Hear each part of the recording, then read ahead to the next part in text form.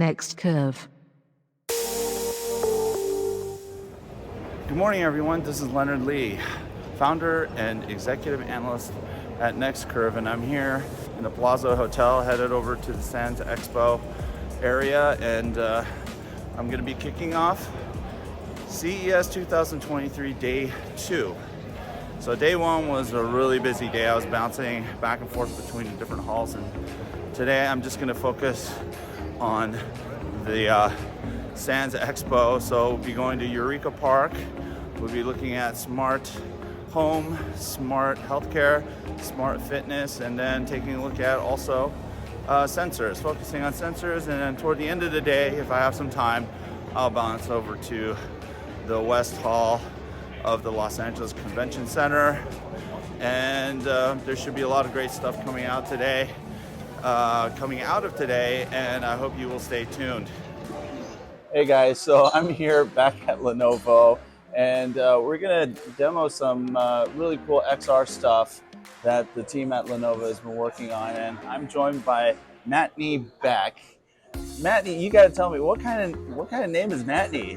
Why not Matthew? Come on. You gotta be unique, you know, you gotta be memorable. You are. So, you know, I'm the only Matney so far that I've ever run into. So. Yes, and I'll have to say the same here. Anyway, so what do we have here? We have the ThinkReality VRX VR headset. We're so excited about this to present this today at CES. This was announced back in September, but here at CES we have the first physical model here for people to put on their faces and handle and get a look at it. Lenovo also showcased refreshes of their Legion gaming laptops and desktops for some amazing gameplay. The lineup sports the latest RTX graphic processors from NVIDIA, yielding some impressive results you can see here. One of the popular demos was of the 2023 Innovation Award-winning ThinkPad X1 Fold. I was really impressed by how flat the 16-inch screen folded out with no noticeable crease. The device is very versatile and folds up into a compact package that's pretty handy for business users on the go. Well, you can't have smart homes and smart things without talking about AWS. So I'm here at the AWS gigantic room where they're featuring almost everything that you can imagine. So let's get started. Alexa and AWS have come a very long way with a super diverse and rich portfolio of supported products, from smart TVs to server robots such as this one by Labrador. So this little robot here is Moxie, and I think we covered this product at CES 2017, so they've come a long way. But there's this whole category of conversational assistants. Call it that, AI assistants, and you know, it looks like they've made a lot of progress. In 2017 it was just a new category, so I'm sure we'll see more of these types of products come to market, especially as you know, there's this whole craze with generative AI. This year Matter is expected to make a splash. Amazon is one of the major supporters of Matter, and their support is on display this year at CES.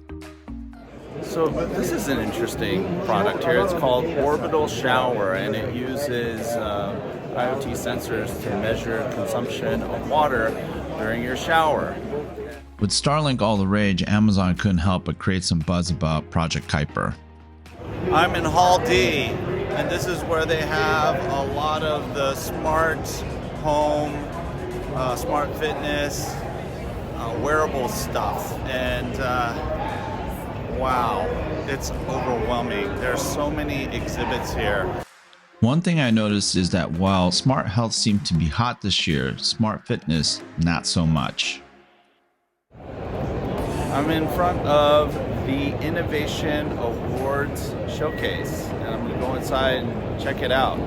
My top picks this year were Vuzix's ultralight AR smart glasses platform, Hyundai's high electric propulsion system, and Samsung's 1TB Automotive SSD.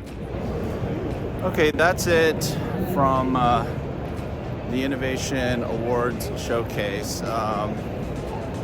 lot of IoT-ish kind of gadgets, a lot less of the traditional stuff that we're used to seeing, like, PCs and displays and, smartphones maybe that's an MWC thing. A lot of gadgets, and you can tell that smarts and connectivity have really penetrated so many categories of products, that may not have been what you'd call an electronic device before, but now everything is becoming that, especially in the healthcare space. So there are a lot of,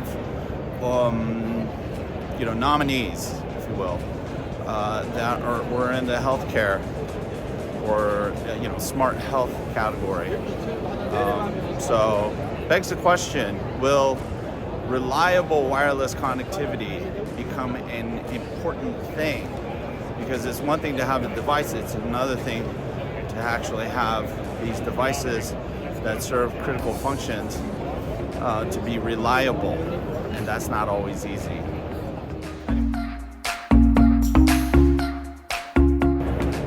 Hey guys, so I'm here at the Nordic Semiconductor's booth, and it looks like these guys have a new product that they're going to be launching soon, right? No, it's already launched. Oh, it's already launched. Oh, that's even better. So, how do you pronounce your name? Pratyush. Dave is going to explain this wonderful new product. So the 9160 is our cellular IoT product. Basically, it connects to the cellular towers using the LTE technology. So that includes 4G and 5G. But it only sends limited amount of data. So you get low power operation. So we don't do a high amount of data like phones do, even though it's the same technology we use. I checked out this really cool presentation by Sitao Ma, who is the CTO of Schneider Electric's, smart home group. And he was talking about Matter, and we've all heard about Matter, right? There's this great hope that it will, make smart homes a thing. Well, one of the important things that he brought up was that the modernization of existing, this brownfield connected home is going to take some time, and he's proposed some approaches toward hybrid transformation of the home system, smart home system. So something to think about. I think a lot of people assume that if you have Matter, if you have a Matter supported device, all of a sudden all of your systems work, all your devices and your smart home work together. Well, that's not true. So, it's going to be a tough problem to solve, especially for all those folks who have already invested significantly in smart home devices that are not necessarily Matter compliant today. I'm headed to a briefing, I guess is what it is, Qualcomm for XR. So this should be interesting. I can't find it, my feet are so tired. Where is this place? Yeah, I found it finally.